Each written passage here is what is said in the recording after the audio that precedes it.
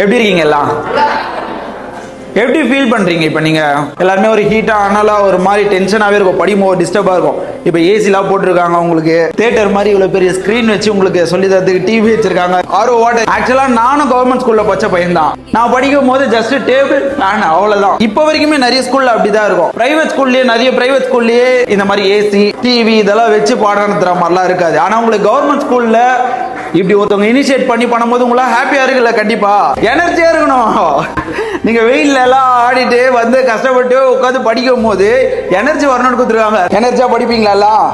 நீங்க இதெல்லாம் பார்த்து என்ன பண்ணோம்? நல்லா படிச்சு நல்ல ஜாபுக்கு போயிட்டு இத மாதிரி பசங்களுக்கு ஸ்கூலுக்கு நிறைய இடத்துல நீங்களும் இத மாதிரி ஹெல்ப் பண்ணுங்க. ஹாப்பியா எனர்ஜியா படிப்பீங்களா? Okay, all the best all. உண்மை வழி நீ நடந்தே போவதுதான் வாழ்வின் அறம். அன்பின் கொடி ஏற்றி வைக்க